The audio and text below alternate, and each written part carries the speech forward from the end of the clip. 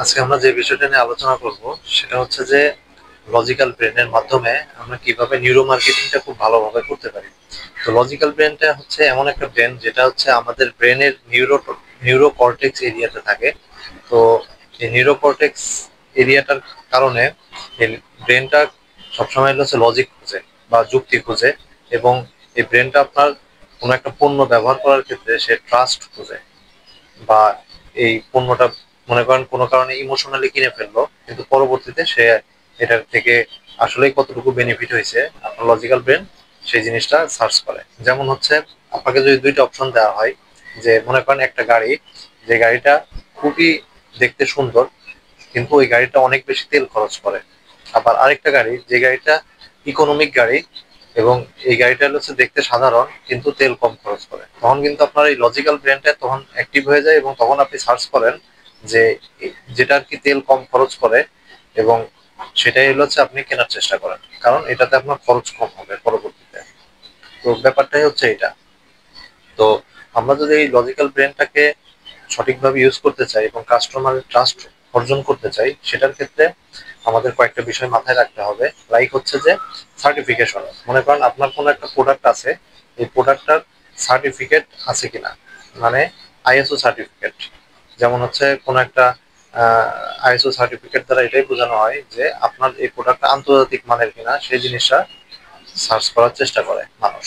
দেন হচ্ছে যে আহ, মনে করেন হচ্ছে কোনো একটা প্রোডাক্ট, লাইক হচ্ছে মনে করেন মধু বা হচ্ছে সরিষার তেল, এই জিনিসগুলোর ক্ষেত্রে মানুষ সার্চ করে যে এটা বিএসটিআই সার্টিফিকেট আছে কিনা। বিএসটিআই সার্টিফিকেট থাকলে মানুষ খুব সহজে সেটা প্রতি ট্রাস্ট অর্জন করে। দেন হচ্ছে যে মনে করেন কোনো একটা সিমেন্টের ক্ষেত্রে মানুষ দেখে যে এটা দেখে বুয়েট টেস্ট টেস্ট কিনা। বুয়েট টেস্ট যদি করা থাকে তখন দেখা যাচ্ছে যে মানুষ ওই সিমেন্টের প্রতি একটা আস্থা ফিল করে। তো এগুলো হচ্ছে মানুষের ভিতরে আস্থা তৈরি করার একটা মাধ্যম। তারপরে মনে করেন কিছু ট্রায়াল পিরিয়ড বলতে কিছু কিছু দেখবেন কোম্পানি আছে, লাইক নেটফ্লিক্স, এরা হলো দেখবেন যে আপনাকে ট্রায়াল দেয়, বলে যে 1 মাসের ট্রায়াল আপনি ফ্রি ইউজ করবেন। তারপরে দেখবেন যে কিছু সফটওয়্যার এগুলো আপনাকে দীর্ঘদিন ট্রায়াল দিয়ে রাখে, যে আপনি ফ্রি ইউজ করতে পারেন। যখন আপনি ফ্রি ইউজ করেন তখন এটা যখন দেখেন যে এটার মাধ্যমে আপনি বেনিফিটেড হচ্ছেন, তখন মানুষ এটার প্রতি ট্রাস্ট অর্জন করে এবং তখন এটা দাম দিয়ে হলেও পরবর্তীতে কেনার চেষ্টা করে। মানি ব্যাগে মানুষ দেখায় যে আগুন দিয়ে পুড়ায় দেখানোর চেষ্টা করে যে এটা হচ্ছে চামড়ার তৈরি মানি ব্যাগ। তো এটার মাধ্যমে মানুষ ভিজুয়াল একটা ট্রাস্ট ফিল করে। তো এটাও একটা হচ্ছে ট্রাস্ট অর্জন করা একটা সিস্টেম।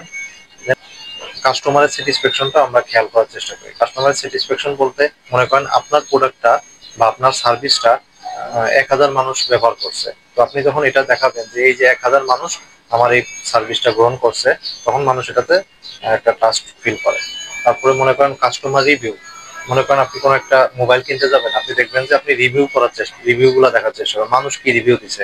আপনি তারা যে একটা প্রোডাক্ট কিনবেন, আপনি রিভিউ দেখেন যে কোন জিনিসটা মানুষ বেশি ভালো বলছে, যখন মানুষ সেটাকে ভালো বলে সেই জিনিসটা আপনি কেনার চেষ্টা করেন।